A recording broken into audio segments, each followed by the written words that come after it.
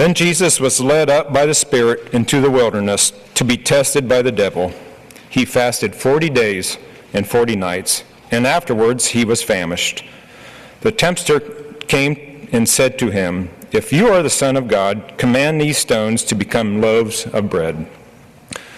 But he answered, "It is written, one does not live by bread alone, but by every word that comes from the mouth of God." Then the devil took him to the holy city and placed him on the pinnacle of the temple, saying to him, "If you are the Son of God, throw yourself down, for it is written, He will command His angels concerning you, and on their hands they will bear you up, so that you will not dash your foot against a stone." Jesus said to him, "Again it is written, do not put the Lord your God to the test." Again, the devil took him to a very high mountain and showed him all the kingdoms of the world and their glory, and he said to him, "All these I will give to you if you fall down and worship me." Then Jesus said to him, "Away with you, Satan, for it is written, worship the Lord your God and serve only him." Then the devil left him, and suddenly angels came and waited on him. This morning, we're pleased to have George Hansen join us again and bring us the morning message.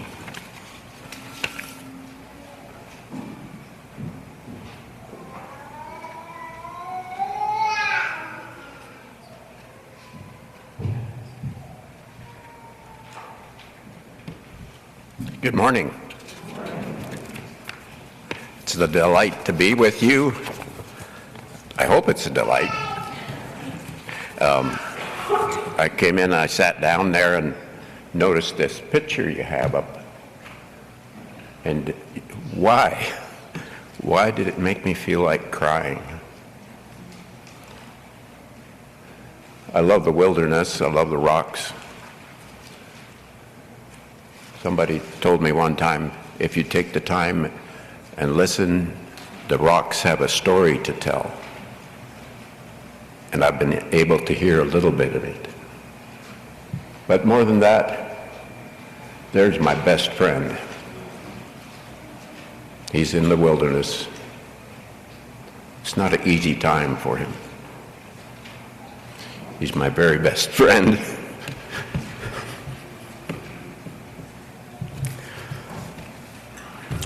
Lord, we, your people, are gathered here. We are hungry for your touch on our souls once again. Sometimes we doubt and are fearful of the certainty of our connection with you. We don't always do so well. We get confused of who and what to believe. Today, in spite of the weakness of my words and in the beauty and peace of worship, may we find freedom from the quandary and also find the confidence to live in peace and joy on our inside, in our hearts and our minds.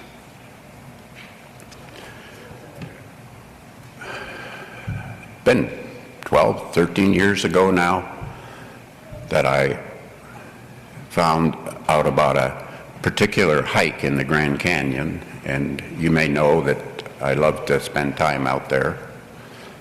I call it my shrine.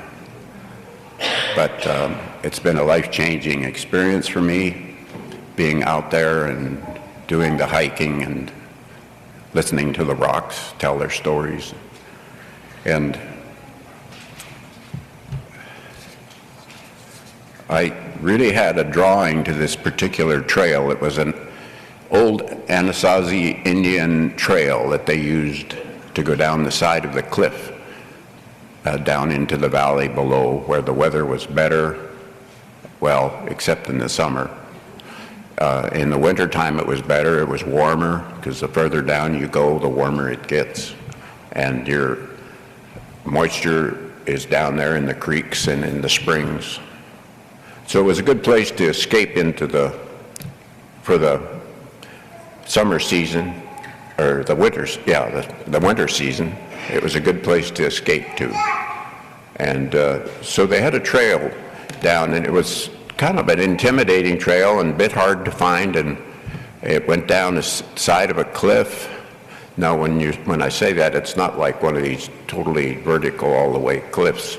There's lots of little shoulders and places you can down climb. But it was very intimidating, and I asked the Lord if I could do that, and I thought, well, if I can find a guide, somebody who's done it before, then I would want to do that trail. Because it really drew me, and I found a guide, found someone, an old friend who, well, not that old, but he's been a friend a long time, who was going to guide us down there. And then there were 6 of us all together going to go on this hike. And it was 2015, and November the 2nd was the date of my permit to get in there and start hiking. And so we went out on the 1st of November and camped at the trailhead. And the next morning we headed down. Well, there was a threat of snow in the air, bad weather, and we knew that if you could get down 1,000 feet in elevation, that the snow would turn to rain at the worst. And so we were coming down and kind of pushing our speed a bit so we could get down because the snow was looming. And we got to one drop-off. It was probably a 10 or 11-foot drop-off, and we had to let the most agile of us go down first. And there was a pile of rocks that you could step onto if you held on up here, and you step on these rocks, and then there was a little shelf there that we could kind of catch our breath. And so one of us went down, and then we passed our packs all down to him, and then the rest of us followed. But the weather was getting bad, and it was starting to snow a little bit, and so we got part of our packs passed down, and the one pack slipped and fell over the edge of the cliff, down, out of sight. It happened to be our leader's pack, and he had our safety ropes in there, and his food and his tent and everything that he needed for that night, and the food for 6 days.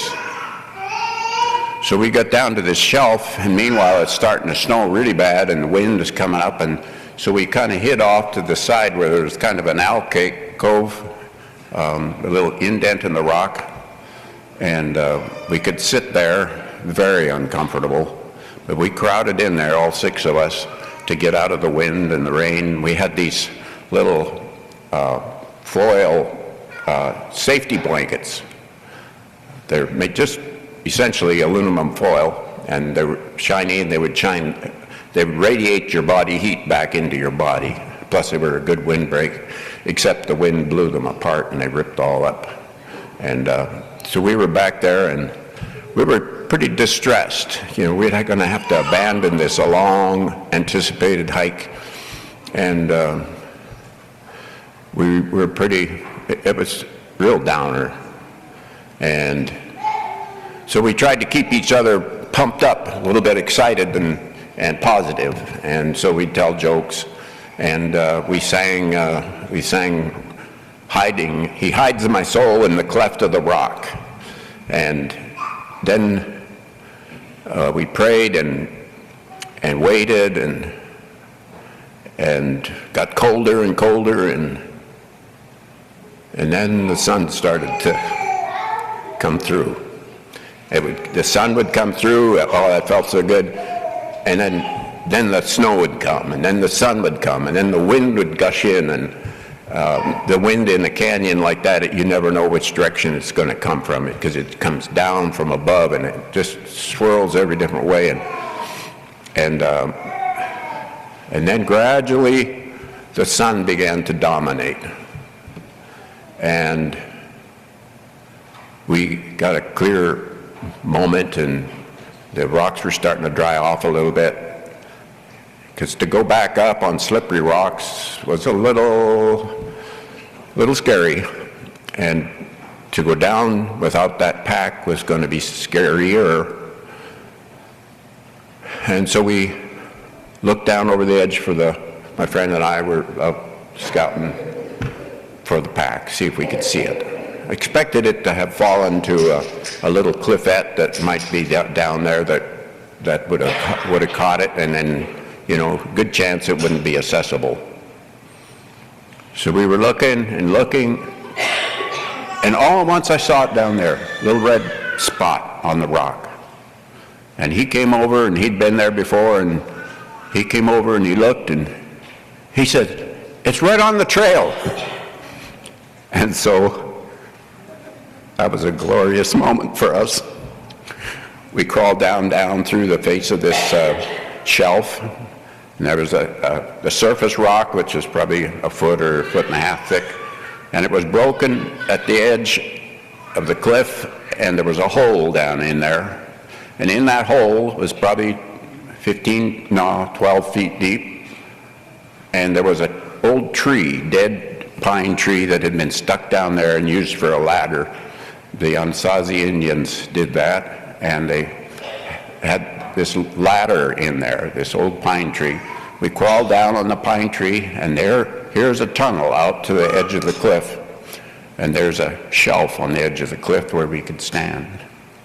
So we got down that hole and out to the edge of the cliff, and here on the edge of the cliff are petroglyphs like you wouldn't believe. Hundreds of them.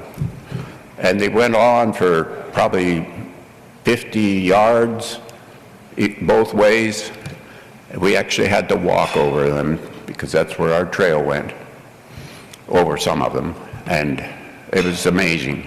And I just felt so honored to be in the footsteps, the footprints of these ancient people, and to be in their territory. And I had to think, when the national park was established, the American Army came in and removed these people from their homes, and they were then confined to a small reservation down there in the Havasu. You may have heard of the Supai village that's in the canyon. Into that area, in a little area where they weren't able to grow enough food to survive, and their territory was taken away. And here I am in their homeland. And anyway, we felt very much like God had heard our prayers and taken care of us, and we kept going, and it was such a delight. We got to the first place we needed a safety rope, and here his backpack was laying beside it. And so he hopped up there and got the safety ropes out and hooked up his pack again, and we all got down safely, and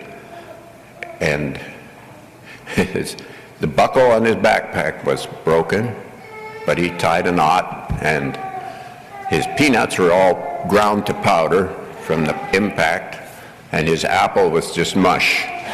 Other than that, everything was good.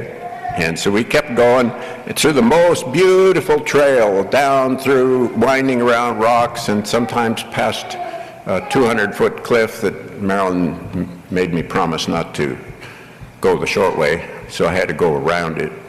And we passed little pools of water on this creek, and ended up with it's called a Royal Arch. It's a big archway, and underneath is flat rock, and the water's trickling down through we call it the patio area, nice flat rock. And the water's trickling down there, and it comes to the edge, and then it falls another 200 feet down into a valley, a gorge. And then we spent the night there. The next day, we got down to the river. And my friend and I were walking along to go to a particular spot, Elves Chasm, which is backtracking 1.5 miles down the river. And we were talking about the old days. Back when we lived in Nebraska, he was very much a part of our lives and our church. And I remember talking about the time that we had gone to Canada to visit because my folks were having their 50th wedding anniversary. And we went up there, and we had 3 young boys, and we drove this pickup truck that had a, whatever, I don't know, you call them a club cab, just a half bench behind the front seats. And the 3 boys back there, well, you can imagine what 3 boys, early teenage to adolescent are, you know, that's really not very ideal. And so we had put a topper on the back of the pickup and had a mattress back in the back end. That was really nice because they could crawl through the sliding window, get into the topper. Oh my, that was something else. Well, on our way back, it was November, and we came past Helena, Montana, and it was nighttime, and we were poor, and so we tried to skimp on our expenses. We didn't want to get a hotel for the night because that would cost us, and so we thought we could drive all night. Marilyn's a good driver, and so she took the first shift, and I was sleeping and having a good snore back on the side, and she was driving 11 o'clock at night, and it was dark, obviously. All you could see through beside the road it just drops off kind of really steep.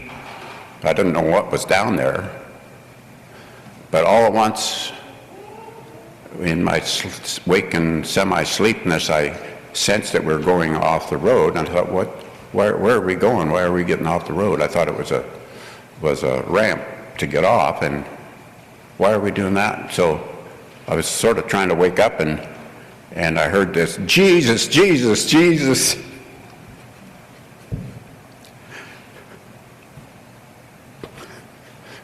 The boys were all in the back on the mattress sleeping, and this truck just went round and round. It just did a circle like this, around and around, right on that 4-lane highway. And every time it made a circle, I thought, it's got to stop now, it's got to stop now, because, you know, the edge of the road is really close, and we got to stop. And it just kept going round and round. I don't know, it just seemed like forever before it stopped, and it stopped facing the wrong way, and it was amazing that I could see some lights behind us way back, and I couldn't see what's off on the side of the road, just that it was steep. It was in the mountains, and we were saved. We didn't have the boys riding the back anymore after that. And it wasn't illegal in those days, but it was stupid. My friend and I were talking about that, and he said, he had told us before, he said, you know, at 11 o'clock at night, that's the same time we were spinning around on the road. He said, 11 o'clock at night, I was awakened from my sleep.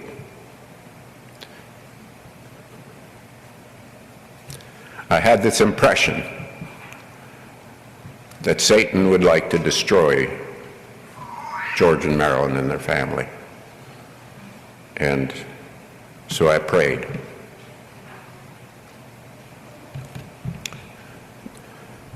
Those are special times, very special.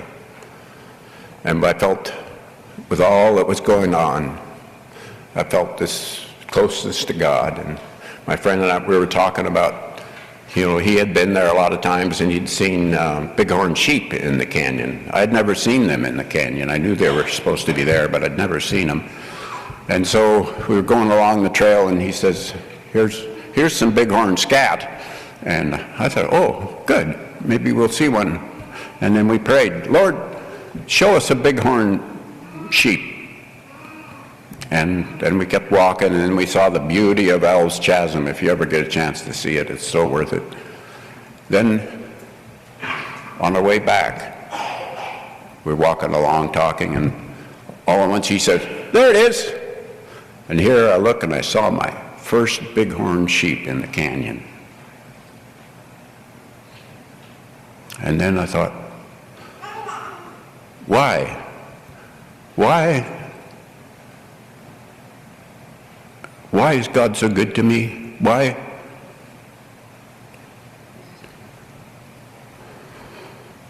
am I out here doing this and enjoying it so much, and I could be, helping somebody somewhere, doing something worthwhile, build the kingdom of God. And I got this very distinct impression.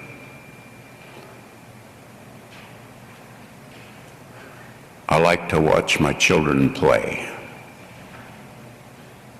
So here's my heavenly parent looking down on me as his kid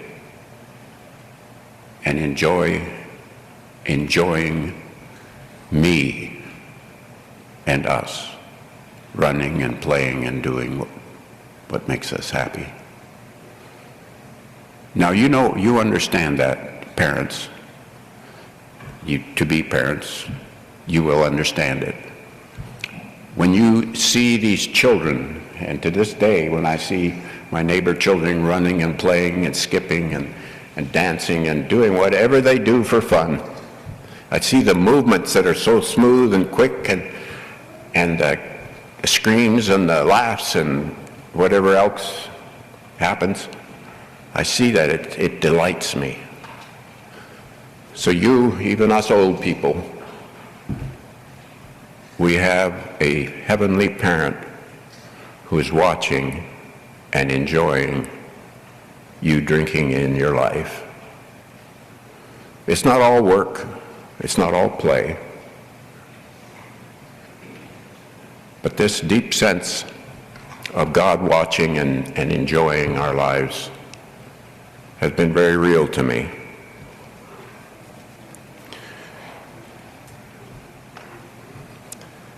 This is the same love that propelled Jesus into the wilderness. The love of God for his children propelled him into the wilderness. And in this wilderness, he had to make some decisions about his purpose, his calling, how he would respond to this love that he has for his people. So let's notice in it a few things. First, Satan wants to get him to make bread out of stones.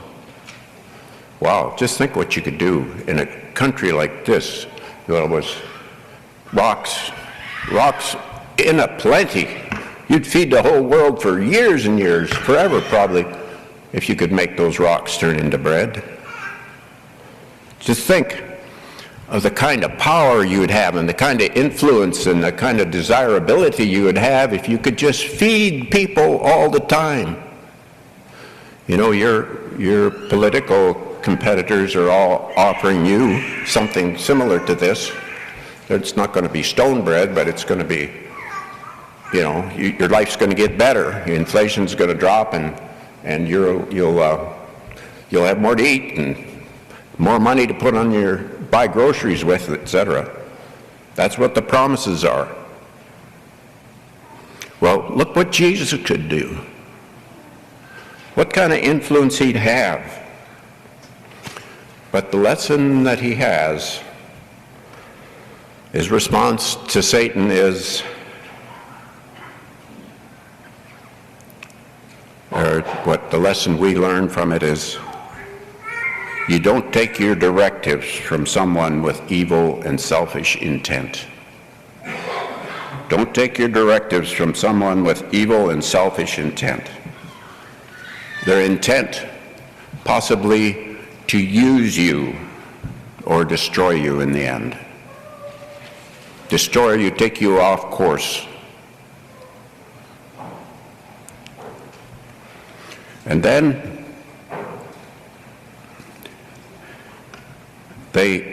Satan took Jesus up to the high pinnacle of the temple. Now there are two high points on the temple. One's roughly 150 feet and the other one's 450.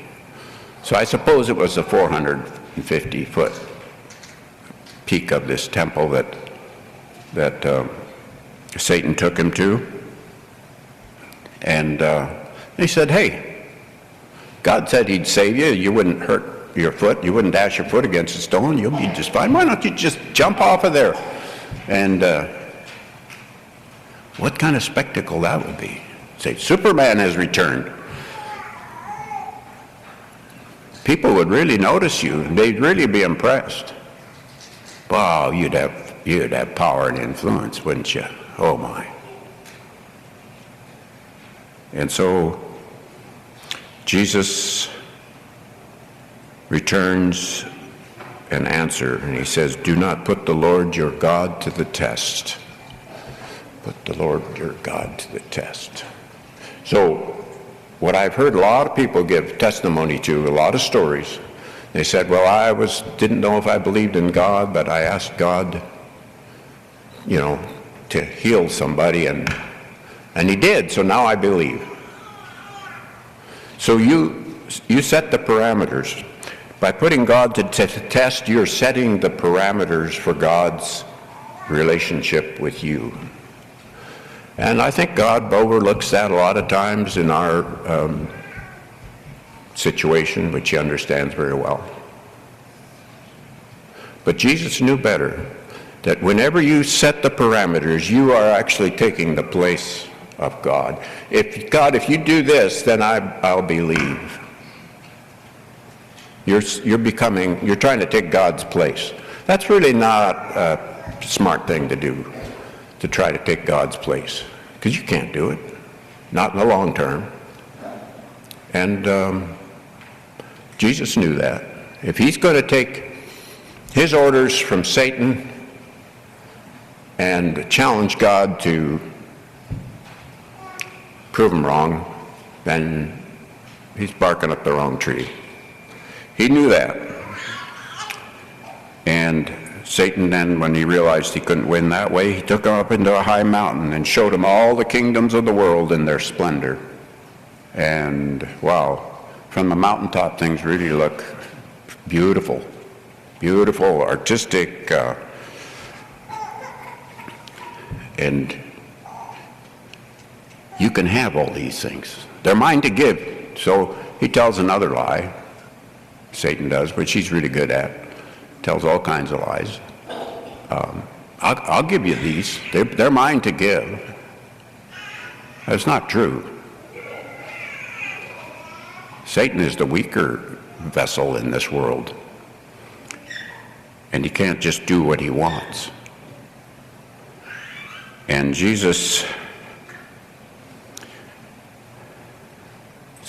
he says, if you listen to me, if you bow down and worship me, give me your allegiance, then this is yours. A reward system, right? A lie. And he says to him, Satan, worship the Lord your God and serve him only. And then Satan gave up, left. That was right at the beginning when Jesus went out and began his ministry to his people.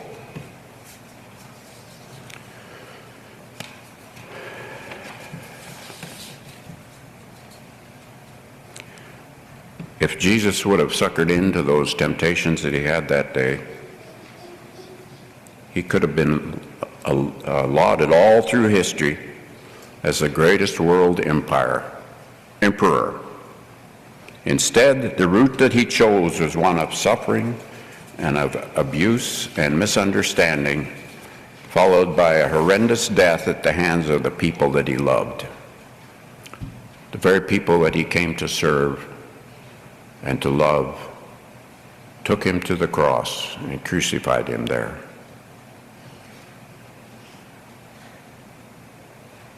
Jesus was not immune or untouched by the temptations that we are subject to, but there was something in him that that glory and fame appealed to.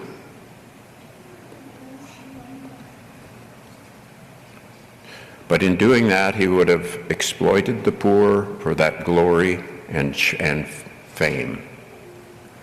So in order for him to seek his own glory and fame, he had to take something from you and me. He was not willing to do that. He had to wrestle with his motives, just like you and I have to wrestle with ours.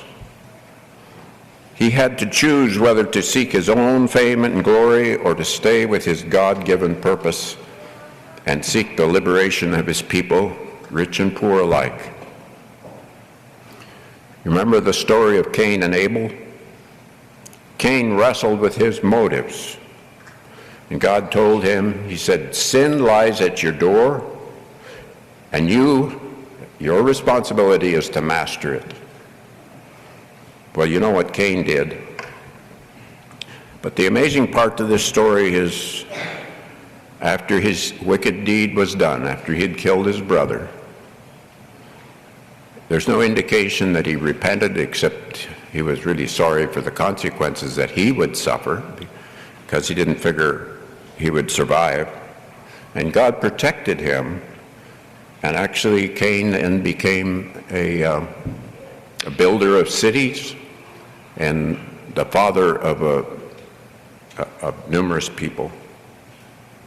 In spite of his sin, it seems like God had redeemed Cain and gave him a place. I was a young pastor, and I loved the stage, and that was my temptation. I wanted the accolades that I got from my people. At the same time, I wanted to follow God and do the right thing and be led of his Spirit. So here I have my dueling motives. In my inner parts, it was a wrestling match. And finally one day, when I was out in the field, I was working as a farmer. That was how I made my living, and then I was doing my preaching the rest of the time. And one day in the field, I was crying out to God, and I said, God, now I'm setting the parameters.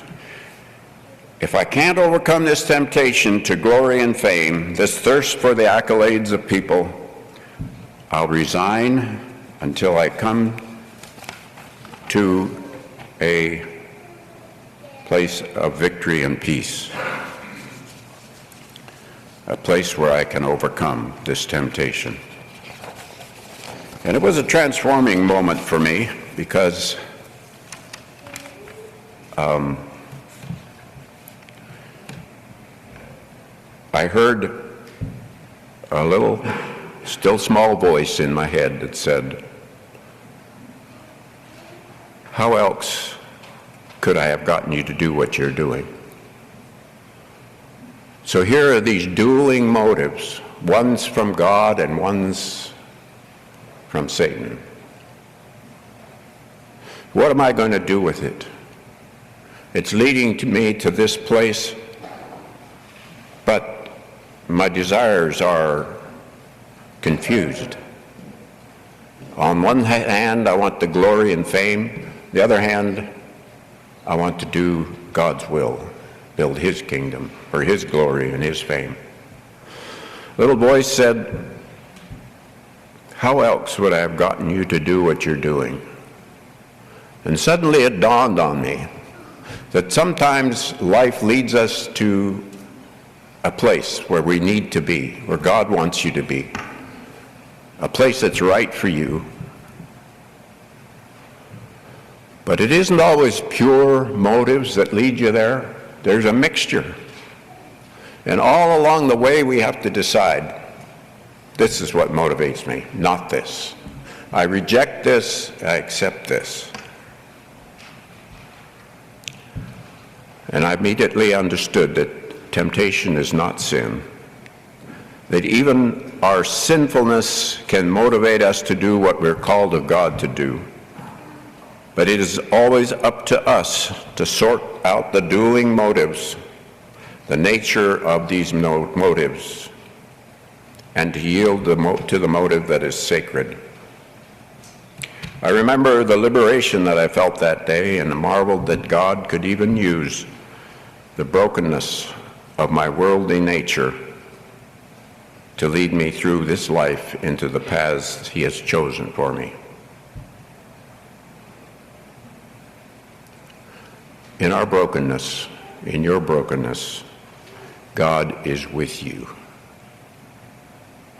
He promised, I will never leave you, I will never forsake you. Never. That's radical. Never. And then I think, oh, the love of God, love divine, all loves excelling. Let the joy come down. Let the joy come down. May that love envelop us all in our brokenness, knowing that God is with us. Amen.